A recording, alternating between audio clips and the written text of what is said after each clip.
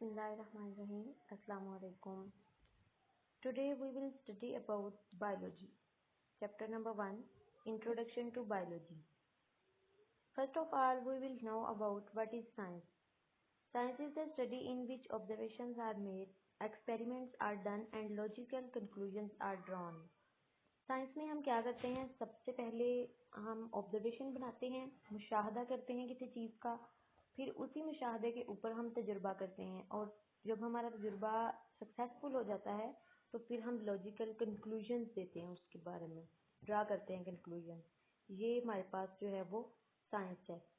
उसके बाद हमारे पास आ जाता है व्हाट इज़ बायोलॉजी। बायोलॉजी क्या है? बायोलॉजी दो ग्रीक वर्ड से ड्राइव हुआ है word. Bios meaning life, logos meaning thoughts or reasoning. The scientific study of life is called biology. लाइफ की स्टडी करना साइंसी लिहाज से ये बायोलॉजी कहलाता है। But we study in biology, हम बायोलॉजी में स्टडी क्या करते हैं? बायोलॉजी में हम स्टडी करते हैं किसी भी लिविंग ऑर्गेनिज्म के स्ट्रक्चर के बारे में, उसके फंक्शंस के बारे में कि वो किस तरह से काम करता है, and related aspects of living organism, और उससे रिलेटेड जितनी भी चीज़ें आती हैं लिविंग ऑर्गेनिज्म के रिलेटेड वो हम इसमें जो है वो स्टडी करते हैं।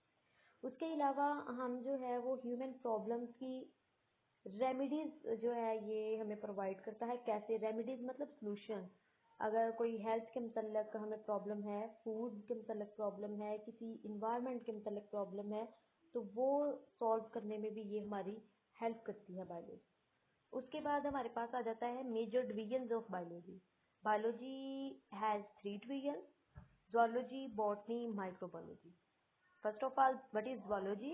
The division of biology deals with the study of animals. इसमें animals की study की जाती है, जानवरों की study होती है इसमें। नेक्स्ट है botany. This division of biology deals with the study of plants. इसमें हम पौधों के बारे में स्टडी करते हैं। नेक्स्ट है माइक्रोबायोलॉजी। माइक्रोबायोलॉजी में हम माइक्रो ऑर्गेनिजम्स की बारे में स्टडी करते हैं। माइक्रो ऑर्गेनिजम्स ऐसे ऑर्गेनिजम्स जिनको आम आंख से हम नहीं देख सकते, उनके लिए हम इलेक्ट्रॉन माइक्रोस्कोप यूज करते हैं, जैसे कि वायरसेस हैं, बैक्टीरिया हैं। नेक्स्ट है branches of biology. Different branches हैं, काफ़ी ज़्यादा ब्रांचेज हैं इसकी, तो हम जो है वो फर्दर इनकी डिटेल पढ़ लेते हैं। Morphology. This branch deals with the study of form and structure of living organisms. इसमें हम लिविंग ऑर्गेनिज्म की फॉर्म, उसकी शक्ल और उसकी अंदरूनी जो मतलब साफ्ते वगैरह हैं उनके बारे में हम स्टडी करते हैं। Anatomy. The study of internal structure is called anatomy. Anatomy में हम किसी भी लिविंग ऑर्गेनिज्म की इंटरनल स्ट्रक्चर के बारे में पढ़ते हैं कि वो अंदर से किस तरह का है, उसके सेल्स, उसके टिश्यूज, उसकी हर चीज़ जो है ना वो हम इसमें स्टडी करते हैं। नेक्स्ट हमारे पास आ जाती है हिस्टोलॉजी। हिस्टोलॉजी क्या है? Microscopic study of tissues is called histology. Tissues को हम आम आंख से नहीं देख सकते, इसलिए टिश्यूज को स्टडी करने के लिए माइक्रोस्कोप यूज करते हैं, और माइक्रोस्कोपिक जो स्टडी होती है वो हिस्टोलॉजी कहलाती है। नेक्स्ट है सेल बायोलॉजी।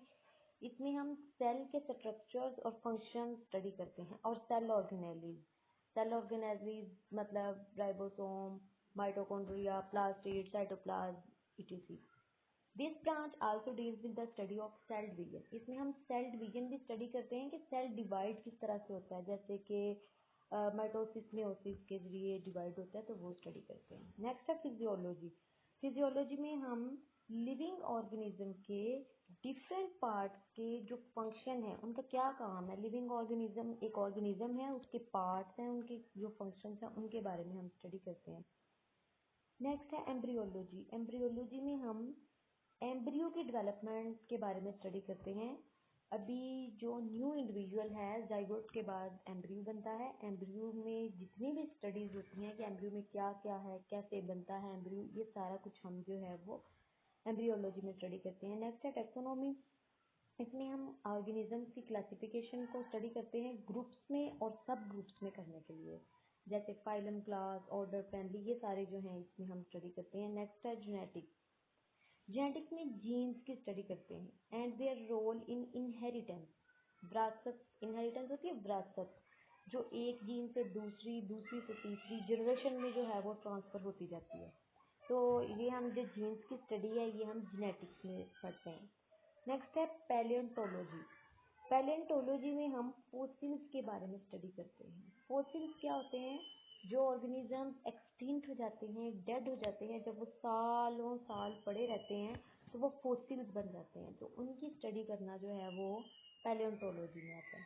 नेक्स्ट है इन्वायरमेंटल बायोलॉजी। इन्वायरमेंटल बायोलॉजी में हम स्टडी करते हैं ऑर्गेनिज्म और इन्वायरमेंट का आपस में इंटरेक्शन, कि इनका आपस में रिलेशन कैसा है, ये ऑर्गेनिज्म एक इन्वायरमेंट में किस तरह से सर्वाइव करता है, ये हम इन्वायरमेंटल बायोलॉजी में करते हैं।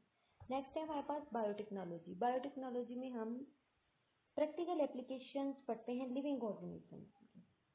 जितने भी हम प्रैक्टिकल एप्लीकेशंस अप्लाई होती हैं लिविंग ऑर्गेनिज्म में, किसके लिए? मैन काइंड की बेनिफिट के लिए, मतलब मैन काइंड के, ह्यूमन बीइंग के वेलफेयर बेनिफिट के लिए जो भी यूज़ होती हैं उनको हम बायोटेक्नोलॉजी बोलते हैं। नेक्स्ट है सोशियो बायोलॉजी।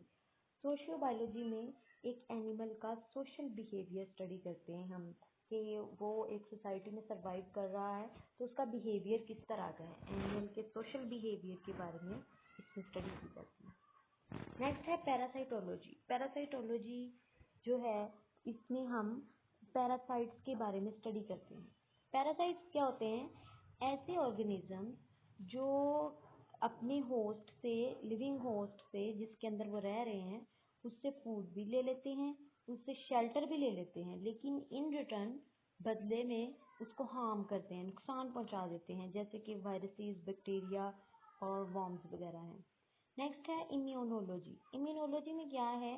इसमें हम एनिमल की इम्यून सिस्टम के बारे में स्टडी करते हैं, कि अगर कोई डिजीज़ है या कुछ भी है, अटैक किया किसी चीज़ ने, उसका इम्यून सिस्टम कितना स्ट्रॉन्ग है।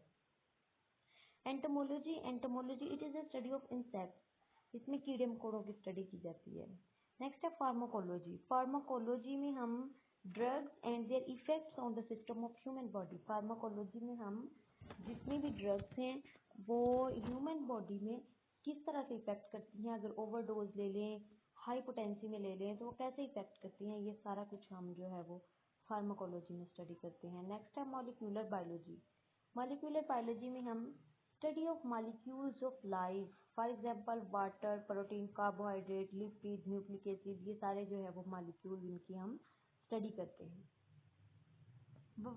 What are the major biological issues today? आजकल हमारे बायोलॉजिकल इश्यूज क्या हैं?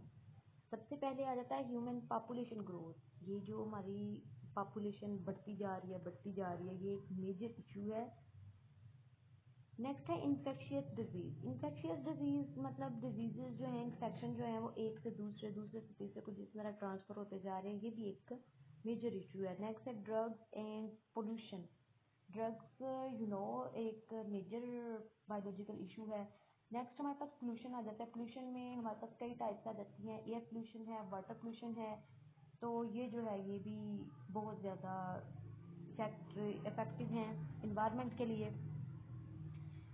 नेक्स्ट हम पढ़ेंगे बायोलॉजी का रिलेशन अदर साइंसेस के साथ, मतलब फिजिक्स, केमिस्ट्री जो है, मैथ, जियोग्राफी, इनके साथ हम इसका रिलेशन पढ़ेंगे। First of all we will study biophysics. It deals with the study of principles of physics which are applicable to the biological phenomena.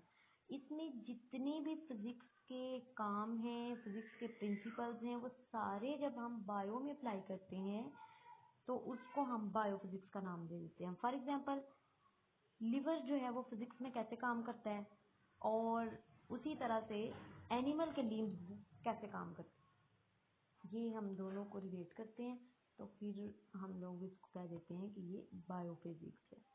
Next आ जाएगा बायोकेमिस्ट्री। बायोकेमिस्ट्री में हम डिफरेंट केमिकल कंपाउंड्स की study करते हैं। ठीक है, different chemical compound हैं तो उनकी लिविंग ऑर्गेनिज्म में उनका क्या काम है, क्या रोल है, वो क्या रोल जो है वो प्ले कर रहे हैं, वो हम बायोकेमिस्ट्री स्टडी कर लेते हैं। जैसा कि एग्जांपल है metabolism of photosynthesis and respiration involve the knowledge of chemistry. Respiration है तो उसमें भी हमारे पास केमिकल्स आ जाते हैं, रिएक्शंस आ जाते हैं, केमिकल रिएक्शन, केमिकल कंपाउंड, तो इनकी स्टडी जो है जब हम बायो में करेंगे तो इसको हम बायोकेमिस्ट्री का नाम दे देंगे। नेक्स्ट हमारे पास आ जाता है बायोमैथमेटिक्स या बायोमेट्री भी बोलते हैं इसको। इसमें हम स्टडी करते हैं मैथमेटिकल टेक्निक्स। जब हम कोई एक्सपेरिमेंट कर रहे हैं तो वो हमारा सक्सेसफुल है, तो उसका डाटा जब हमने एंटर करना है तो वो हम मैथमेटिकल टेक्निक से एंटर करेंगे, तो उसको हम नाम दे देंगे बायोमैथमेटिक्स। बायोजियोग्राफी, जियोग्राफी में हम स्पीशीज़ के बारे में स्टडी करते हैं जितनी भी हैं ऑल ओवर द वर्ल्ड, मतलब जियोग्राफिकल रीजन में जितनी भी हमारे पास स्पीशी हैं उनकी स्टडी करना बायोजियोग्राफी कहलाएगा। नेक्स्ट हमारे पास आ जाता है बायो इकोनॉमिक्स। इकोनॉमिक्स में हम ऑर्गेनिज्म की स्टडी करते हैं इकोनॉमिकल पॉइंट ऑफ व्यू से। उसमें हमारे पास एग्जांपल आ जाती है जैसे कि है cost value and profit value of wheat can be calculated through this branch. Economics से हम क्या करते हैं, कॉस्ट वैल्यू निकाल लेंगे, प्रॉफिट निकाल लेंगे उसका कि हमारी गंदम की फसल है उसका हमने उस पर स्पेंड कितना किया है और उस पर प्रॉफिट कितना आया, तो वो बायो इकोनॉमिक्स के थ्रू हम निकाल सकते हैं। नेक्स्ट है carriers in biology. Different carriers हैं बायोलॉजी में कि आप जो है वो बायोलॉजी के स्टूडेंट हैं, वो क्या प्लान अडॉप्ट कर सकते हैं, क्या क्या किस कैरियर की तरफ जा सकते हैं। फर्स्ट ऑफ ऑल है medicine surgery. Medicine deals with diagnosis and treatment of diseases in human. Medical में एक तो जो है मेडिसिन में एक तो जो है वो डिजीज़ को डायग्नोज किया जाता है कि इस ह्यूमन बॉडी में डिजीज़ कौन सी है, और फिर उसका ट्रीटमेंट करना जो है वो मेडिसिन में आ जाता है। और सर्जरी में क्या आ जाता है कि सर्जरी में कोई बॉडी का पार्ट है तो उसको रिपेयर किया जाता है, रिप्लेस किया जाता है या रिमूव किया जाता है। फॉर एग्जांपल जब हम रीनल सर्जरी के थ्रू किडनी में अगर स्टोन्स हैं उनको रिमूव करेंगे तो वो रिमूवल आ जाएगा, रिमूव्ड आ जाएगा। ट्रांसप्लांटेशन ऑफ किडनी है, आपने सुना होगा जैसे किडनी फेलियर के काफ़ी केसेस हैं, तो किडनी ट्रांसप्लांट करना उसी को कहते हैं transplantation of kidney. Both these professions are studied in the same basic course, MBBS, after higher secondary education and students go for specialization. FSC pre medical जब आप कर लेते हैं तो उसके बाद हम स्पेशलाइजेशन में जाते हैं MBBS में, तो उसमें हमने ये पढ़ना होता है मेडिसिन सर्जरी स्पेशलाइजेशन आपने किस में करनी है। आपने हार्ट जो है वो सर्जन बनना है, न्यूरो सर्जन बनना है, कार्डियोलॉजिस्ट बनना है, ये सब जो है ये हम मेडिसिन सर्जरी में स्टडी करते हैं, MBBS में स्टडी कर लेते हैं। नेक्स्ट आ जाता है फिशरीज। फिशरीज डिपार्टमेंट में हम क्या स्टडी करते हैं, fish production and enhancing the quality and quantity of fish production. एक तो हम स्टडी कर लेते हैं कि फिश की प्रोडक्शन है और कितनी है और किस क्वालिटी की फिश है, मतलब अच्छी क्वालिटी की फिश है या किस तरह की फिश हम लेके आए हैं, या उसकी क्वांटिटी देख लेते हैं कि ज़्यादा है कम है, ये सारा कुछ जो है ये फिशरीज में स्टडी होता है। और ये एक फिशरीज डिपार्टमेंट है पाकिस्तान में, सेपरेटली फिशरीज डिपार्टमेंट, उसमें ये स्टडी जो है वो होती है और फिशरीज डिपार्टमेंट में एम्प्लॉयज़ जो है वो काम करते हैं। नेक्स्ट आ जाता है एग्रीकल्चर। एग्रीकल्चर में आ जाता है फूड क्रॉप, फसलें वगैरह आ जाती हैं, और animals which are source of food. Next है agriculturist work for the betterment of crop like जैसे कि वीट है, राइस है, गंदम की फसल है, चावल की फसल है, मकई की फसल है, तो ये सबको जो है वो लुक आफ्टर करना। उसके बाद this professional course can be adopted after the higher education in biology. ये भी हायर एजुकेशन के बाद हम अडॉप्ट कर सकते हैं। नेक्स्ट है animal husbandry. It is the branch of agriculture concern with the care and breeding of domestic animals. इसमें हम लोग एनिमल्स की केयर के लिए और ब्रीडिंग के लिए जो भी इकदाम करते हैं वो एनिमल हस्बेंड्री में आ जाते हैं। लाइफ स्टॉक मतलब domestic animals, for example cattle, sheep, etc.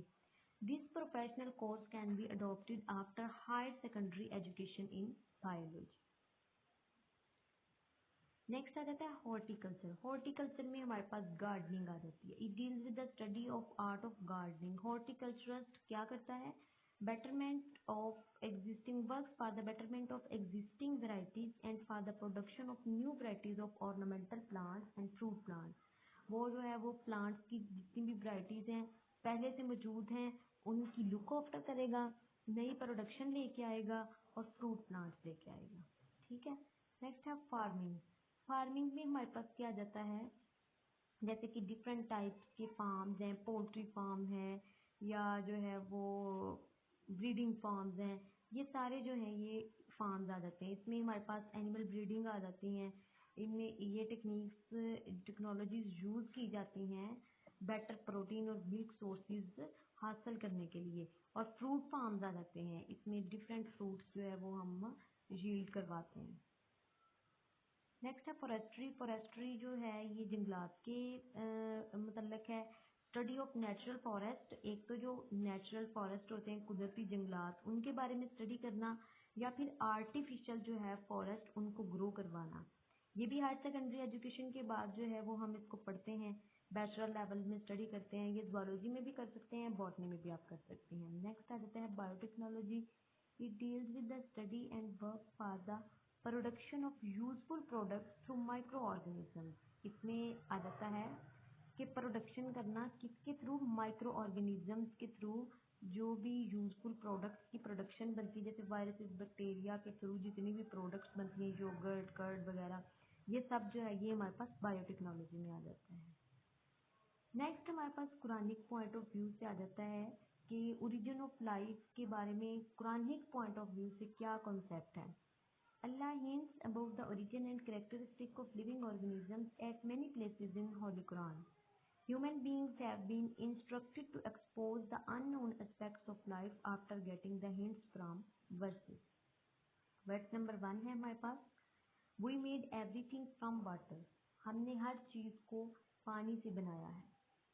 तो इसमें आप देख लें कि हर चीज़ जो है वो 60 to 70% of the composition of protoplasm of all living things. ये जो है वाटर जो है, पानी अकेला मिलके 60 to 70% बनाता है। नेक्स्ट वर्स नंबर 2 है, he made man from clay like the potter. उसने इंसान को एक गाढ़ी मिट्टी से पैदा किया। ठीक है, उसके बाद हमारे पास और भी वर्सेस हैं कॉन्सेप्ट्स ओरिजिन ऑफ लाइफ को अवेयर करने के लिए, जो है उसके कॉन्सेप्ट को उजागर करने के लिए।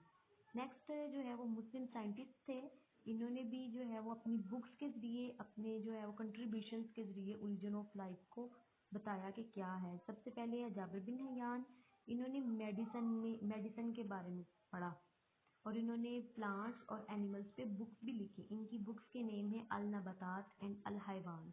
उसके बाद अब्दुल मलिक अस्माई हैं, इन्होंने एनिमल्स को डिटेल में पढ़ा और एनिमल्स में इनकी फेमस राइटिंग कौन कौन सी हैं, अल अबील कैमल, ऊंट, अल खैल हॉर्स घोड़ा, अल वहूश एनिमल एंड खलकल इंसान के इंसान की पैदाइश, इंसान का सारा कुछ, मतलब केमिकल एनिमल के बारे में इन्होंने स्टडी की। बुवेली सीना ये भी फाउंडर ऑफ मेडिसिन थे और ये फिजिशियन भी थे, फिलोसफर भी थे, एस्ट्रोनॉमर भी थे एंड पोइट भी थे। ठीक है, और इनकी भी बुक्स हैं अल कानून फ़ियाल तिब।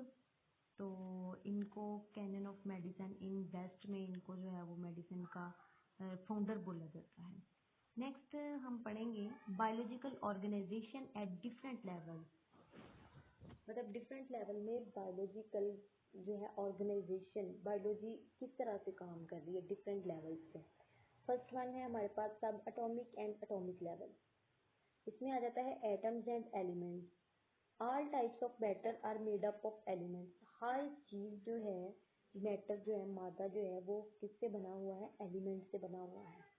और 92 काइंड्स के एलिमेंट्स हैं नेचर में, और each element is made up of single kind of atom. और जो हर एलिमेंट है वो आगे एटम से बना हुआ है। और उसके बाद हमारे पास जो है वो आ जाता है सब एटॉमिक। सब एटॉमिक क्या है, द एटम्स। आगे फिर जो एटम्स हैं वो किससे बने हुए हैं, सब एटॉमिक पार्टिकल्स से।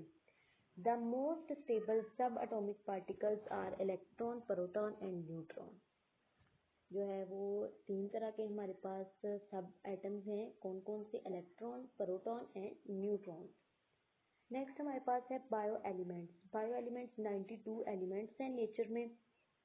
16 जो हैं वो बॉडी का मेजर पार्ट बनाते हैं। 16 elements take part in making of body. 16 जो हैं वो बॉडी का मेजर पार्ट बनाते हैं।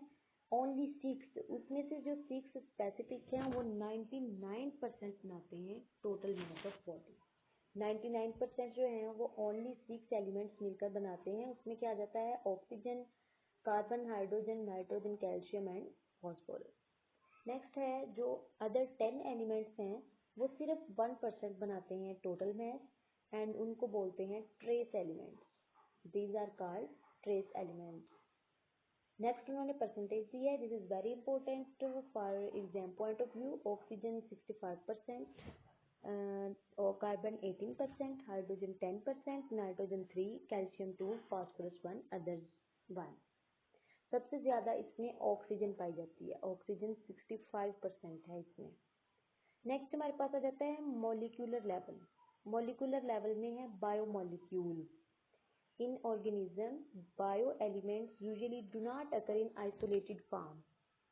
ऑर्गेनिज्म के अंदर जो बायो एलिमेंट्स हैं वो अकेले नहीं पाए जाते, वो किसी न किसी बॉन्डिंग के साथ जुड़े होते हैं, चाहे वो आयनिक है, चाहे कोवलेंट है, चाहे वो उन्होंने अपना एक बॉन्ड बनाया हुआ है या फिर उन्होंने शेयरिंग की हुई है। कोवलेंट बॉन्ड होता है शेयरिंग करना किसी दूसरे एलिमेंट्स के साथ। नेक्स्ट है the stable practical formed by such bonding is called as molecule.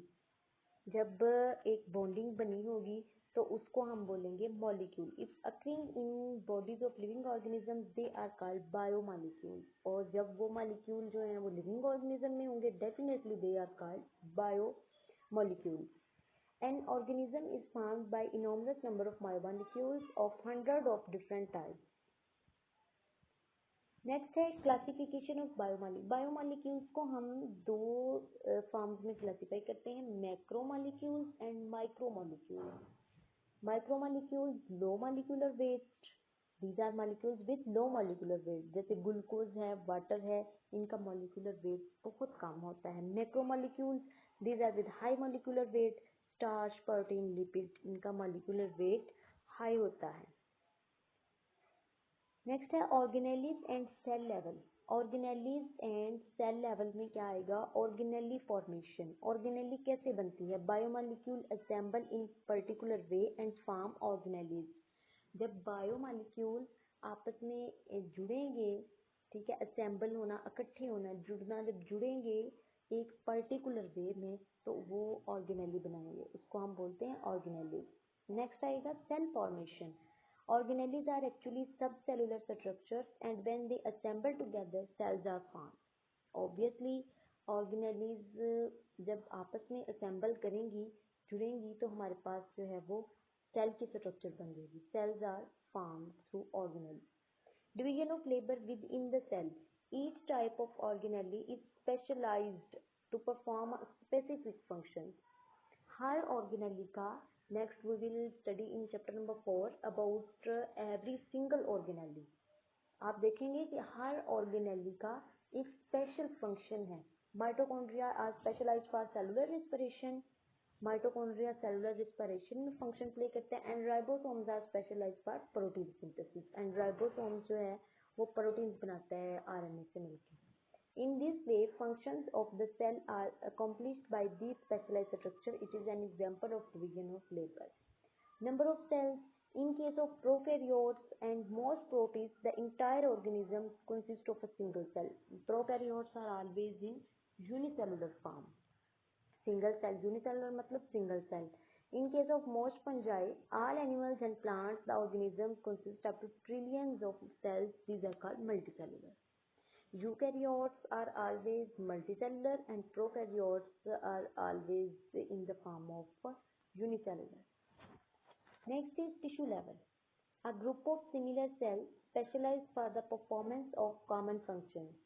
जब एक ही तरह के सेल्स मिलकर एक स्पेशलाइज्ड फंक्शन परफॉर्म करते हैं तो उनको हम टिश्यू बोलते हैं। Each cell in a tissue carries its own life process. Cellular respiration, protein synthesis, and also some special processes related to the functions of tissue. हर सेल का अपना एक काम है। Different plant types of plant tissues हैं, epidermal tissue, ground tissue, और animal tissues हैं, nervous tissues and muscular tissues. इन सब का एक अलग से काम है, अपना अपना काम है। नेक्स्ट हमारे पास सबसे बड़ा लेवल आ जाता है organ and organ system level. Organ level में क्या आएगा, ऑर्गन लेवल कैसे बनता है, जब टिश्यूज मिलेंगे, जब more than one tissue, one type of tissues, ज़्यादातर टिश्यूज मिलके एक फंक्शन को परफॉर्म करते हैं टुगेदर, इकट्ठे होके, तो वो एक ऑर्गन बना देते हैं। Stomach is an organ specialise for the digestion of protein. जो हम फूड लेते हैं उसकी डाइजेशन करने के लिए जो है वो स्टमक है और फूड को स्टोर करता है। Stomach have epithelial glandular tissue which secrete the gastric juice. Glandular tissues होते हैं स्टमक के अंदर जो कि गैस्ट्रिक जूस को सिक्रीट करते हैं, जिससे जो है वो डाइजेशन हो जाती है। Muscular tissue perform contractions of stomach walls for grinding of food, mixing enzyme with food and moving food to the posterior end। Muscular tissues होते हैं स्टमक के अंदर, वो क्या करते हैं, फूड को ग्राइंड करते हैं, छोटे छोटे मतलब ग्राइंडिंग करना काफ़ी छोटे पीसेज में कर देते हैं, फिर एंजाइम्स मिलकर उस फूड को पोस्टीरियर एंड तक लेकर जाते हैं। So two tissues perform their function with collectively become the function of stomach. जब दो टिश्यूज, एक जो है एपिथेलियल टिश्यू और मस्कुलर टिश्यू, ये दोनों स्टमक में होते हैं, ये जब अपना फंक्शन परफॉर्म करते हैं तो डाइजेशन हो जाती है। ये फंक्शन है स्टमक का। नेक्स्ट है connective tissue. Connective tissue which help to connect other tissues together. Connective tissues दूसरे टिश्यूज को जो है वो एक दूसरे के साथ कनेक्ट करते हैं। Nervous tissue, the action of stomach is coordinated by this tissue. और स्टमक का एक्शन जो है वो नर्वस टिश्यूज से लिया जाता है। नेक्स्ट है organ system level. Organ system कैसे बनेगा, जब डिफरेंट ऑर्गन्स आपस में मिलेंगे, फंक्शन परफॉर्म करेंगे together in the form of an organ system, तो वो एक ऑर्गन सिस्टम बन जाएगा। जैसे कि डाइजेस्टिव सिस्टम है, रिस्पिरेटरी सिस्टम है, ठीक है। डाइजेस्टिव सिस्टम की हम एग्जांपल ले लेते हैं। ये क्या करता है, डाइजेशन करता है, इसका काम है डाइजेशन करना। इसमें ओरल कैविटी है, स्टमक है, स्मॉल इंटेस्टाइन है, लार्ज इंटेस्टाइन है, liver and pancreas. Organ system level is less definite in plant as compare to animal. ये एनिमल में ज़्यादा जो है वो डेफिनेट फॉर्म में होते हैं। नेक्स्ट है इंडिविजुअल लेवल। इंडिविजुअल, जब ऑर्गन्स एंड ऑर्गन सिस्टम्स एक इकट्ठा आपस में काम करते हैं तो वो एक इंडिविजुअल बन जाता है। ये हम पढ़ रहे हैं बायोलॉजी जो है वो डिफरेंट लेवल्स में कैसे ऑर्गेनाइज होती है बायोलॉजी, एक इंडिविजुअल कैसे बनता है। तो जब हम ऑर्गन और ऑर्गन सिस्टम लेवल आपस में मिक्स होते हैं, इकट्ठे फंक्शन परफॉर्म करते हैं, तो वो एक इंडिविजुअल बन जाता है। Continuous and hard exercise, rate of respiration and heartbeat are increased and supplies more oxygen and food to muscle which is needed to continue work। जब हार्ट बीट तेज़ हो जाती है, रिस्पिरेशन रेट तेज़ हो जाता है, जब हम एक्सरसाइज करते हैं तो वो ज़्यादा से ज़्यादा ऑक्सीजन सप्लाई करता है और फूड करता है मसल्स तक, इसलिए फिर हम जो है वो काम ज़्यादा से ज़्यादा इसके ज़रिए कर सकते हैं। Next is population level. Population level, जब ऑर्गेनिजम्स जो है same species, a group of organisms of same species located at the same place in the same time is called population. एक जगह है, वहाँ पर सेम स्पीशीज हैं और सेम प्लेस पे हैं और एक ही टाइम में हैं, तो उसको हम पॉपुलेशन बोलेंगे। जैसे कि human population in Pakistan in 2010 comprises of 173.5 million individuals। Next is community level. Community level, community is an assembling of, जब डिफरेंट पॉपुलेशन आपस में मिलती हैं तब कम्युनिटी बन जाती है। जैसे कि फॉरेस्ट है तो वो कम्युनिटी में आएगा क्योंकि उसके अंदर डिफरेंट प्लांट्स भी आएंगे, माइक्रो ऑर्गेनिज्म भी आएंगे, फंजाई भी आएगी और एनिमल स्पीशीज भी आएंगे। और कुछ कम्युनिटीज कॉम्प्लेक्स होती हैं, जैसे कि फॉरेस्ट कम्युनिटी है और पॉन्ड कम्युनिटी है। नेक्स्ट है कुछ कम्युनिटीज सिंपल होती हैं, जैसे fallen log with various population under it. इसके अंदर जो है वो काफ़ी पॉपुलेशन आती हैं। नेक्स्ट हमारे पास है बायोस्फीयर लेवल। बायोस्फीयर लेवल में हम पढ़ते हैं कि the part of earth inhabited by organism communities is known as, जिस जहाँ पे कम्युनिटीज भी हों, ऑर्गेनिजम्स भी हों, इकट्ठे रह रहे हों, उसको हम बायोस्फीयर लेवल बोलते हैं। और इसमें सारे इकोसिस्टम क्या है, वो एरिया जहाँ living organisms interact with non living compounds of the environment, मतलब दोनों जो है वो इकट्ठे, उनका आपस में इंटरेक्शन हो, उसको हम इकोसिस्टम बोलते हैं। तो जब अर्थ पे ये सारी चीज़ें इकट्ठी हों, रह रही हों, तो इनको हम बायोस्फीयर लेवल बोलते हैं। लो, आज के लिए हमारा इतना ही लेक्चर था। अगर आपको हमारी वीडियो पसंद आए, लाइक करें, फॉलो करें और शेयर करें। मिलेंगे इंशाल्लाह हम नेक्स्ट नई वीडियो के साथ और एक नए टॉपिक के साथ। अल्लाह हाफिज़।